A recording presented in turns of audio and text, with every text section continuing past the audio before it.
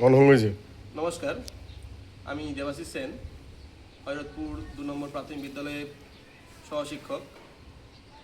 আজ আমি আমারই বিদ্যালয়ের অতিরিক্ত সহশিক্ষক কাজল কুমার ধাওড়ে মহাশয়কে পেয়েছি। তো ওনার সম্পর্কে আমাদের বিশেষ যে বলার, যে পেছনে যে বাগানটি দেখছেন, সেই বাগানটি কিন্তু ওনার উদ্যোগেই এবং ওনার পরিচর্যায় কিন্তু গঠিত হয়েছে। যাই হোক, আজকে আমাদের মূল বিষয় সেটা হচ্ছে ওয়েট লস। ওজন কীভাবে কমাবো? আমাদের সবারই একটা চিন্তাভাবনা থাকে যে আমাদের শরীরের ওয়েট লস করতে হবে। ডাক্তারখানা গেলেও ডাক্তারই বলবে যে ওয়েট লস করতে হবে, আপনাকে হাঁটতে হবে, বা কীভাবে ওয়েট লস করবো অনেকে বুঝতে পারে না যে কীভাবে শুরু করব। যাই হোক, আজ আমি স্কুল খোলার পর প্রথম কাজলদাকে যখন দেখছি, স্কুল খোলার আগে মানে পুজোর ছুটির আগে আমরা কাজলদাকে দেখেছি, একটা বেশ ওয়েট ছিল কাজলদার। হঠাৎ দেখছি যে ওয়েট কমে গেছে। পুজোর আগে ওয়েট ছিল প্রায় 70+, 70 কেজি প্লাস। তো আজকে ওজন করা হলো, বা দেখেও মনে হচ্ছে যে ওয়েট কমে গেছে। এখন ওয়েট দেখছি 63+, 63 কেজি।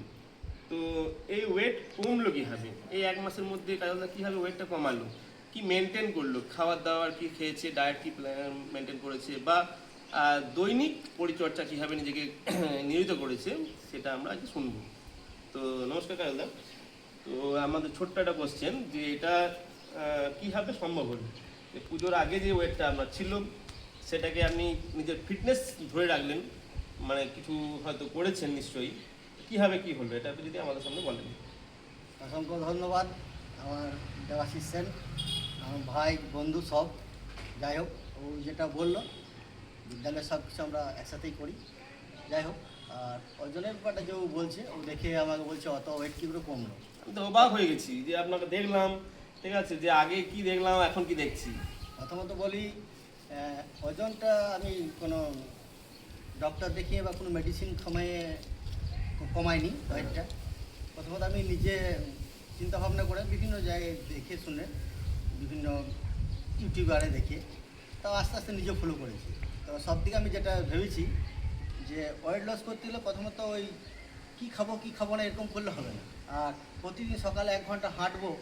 আমি একটু আপনার ডিস্টার্ব করছি, মানে আপনি যে ওয়েট লস করবেন, এটা আপনার অনুপ্রাণিত কীভাবে হলেন, বা হঠাৎ কেন মনে হলো আপনাকে ওয়েট লস করতে হবে? এটা আমাদের বিদ্যালয়ের যে প্রধান শিক্ষক আছে মাননীয় সাধন কুমার পান মহাশয়, উনি 70-75 কিলো ওয়েট ছিলেন। তারপর আস্তে আস্তে ওনার কমতে থাকে। উনি বলতে থাকে মাঝে মাঝে যে আমি সুগার থেকে দূরে থাকি, অর্থাৎ চিনি খাচ্ছি না, আর মিল্কের প্রোডাক্ট সব আমি বন্ধ করে দিয়েছি, এমনকি চা, দুধ চা, বিভিন্ন মিষ্টি কোনো কিছু খায় না। তা দেখলাম যে ওনার অনেকটাই ওয়েট কমে গেল। ওনার অতটা দরকার ছিল না, সেই পরিমাণেও কমেছে। তো যাই হোক, ওনাকে দেখে অনুপ্রেরণা পাই, তারপর আমি শুরু করি। তো আমি প্রথমত প্যাকেট জাতীয় খাবার যা আছে, বিস্কুট, চকলেট, হ্যাঁ একদম, ওটা তো খুবই বাজে। বাচ্চারা যেটা খায় সেটা না খাওয়াই ভালো। আমার বড়রা খেলে ওটা তো ভীষণ ক্ষতি করে, ওইটার দিক দিয়ে প্রচণ্ড পরিমাণে বাড়বে।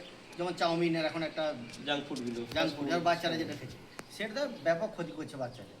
হ্যাঁ, তারপর চিনিটা, যে চিনিটা আমরা খাচ্ছি এটা একদমই ভালো নয়, কাউরি পক্ষেই খাওয়া ভালো নয়। চিনি তো আমরা যেটা জানি যে চিনি যেন সাইলেন্ট কিলার।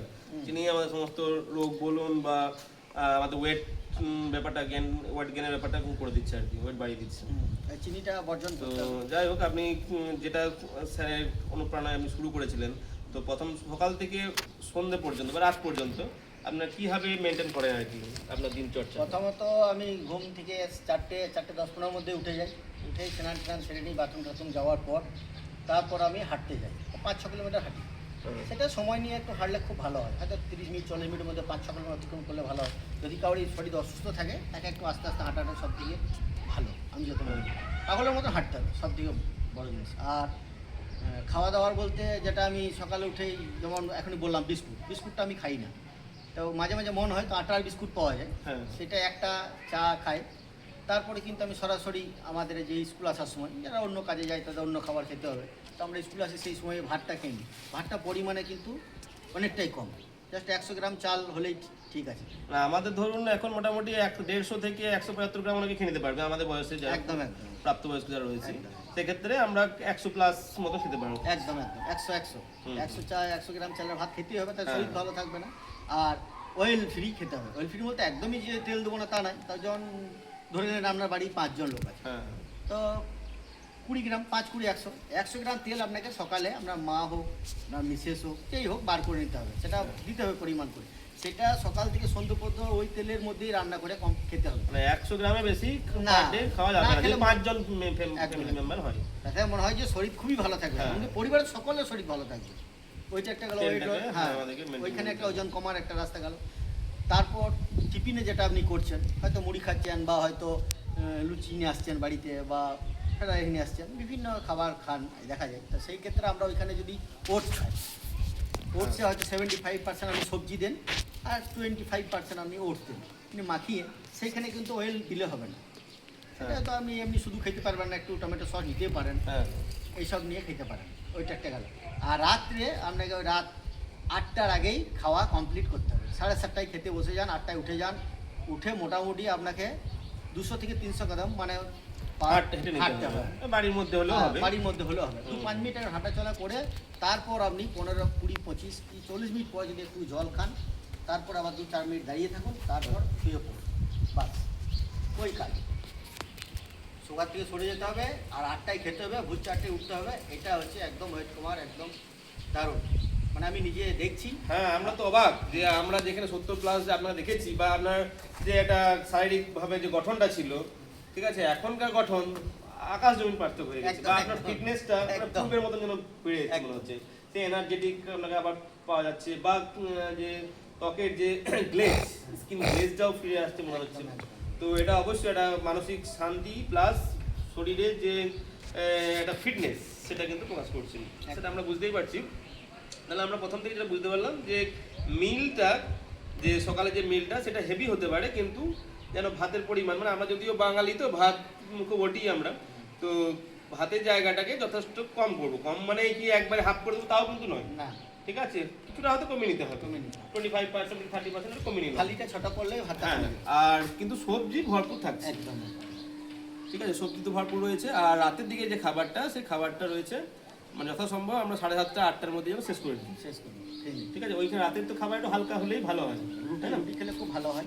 রুটি খেলে বা হালকা হলেও মোটামুটি হয়ে যাবে।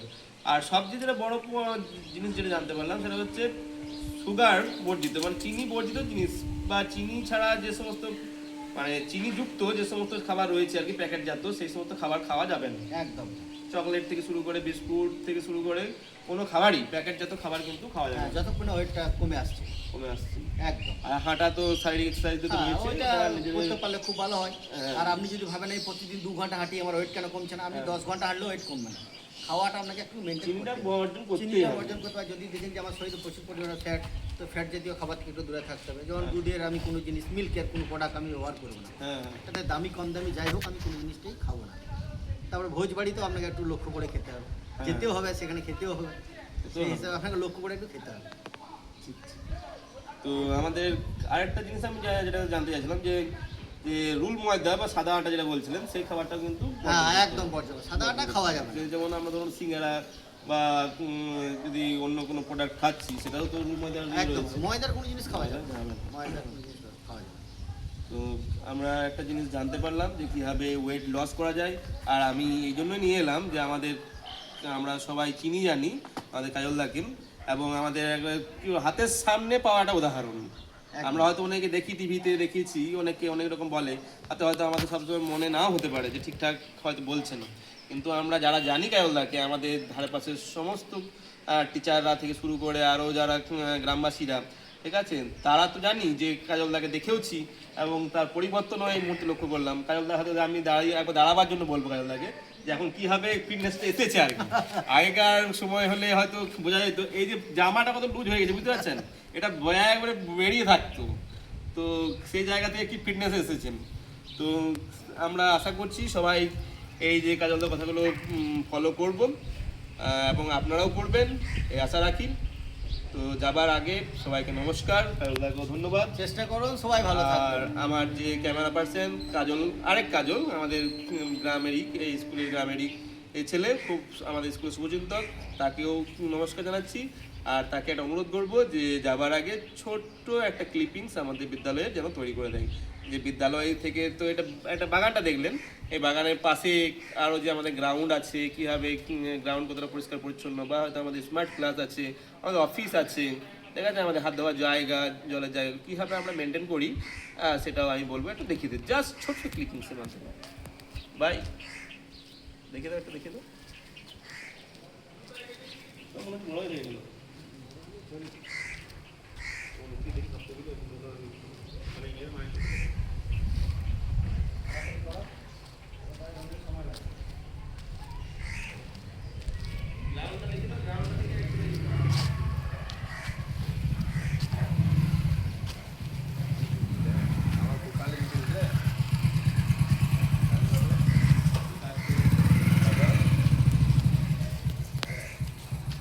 অফ করবো?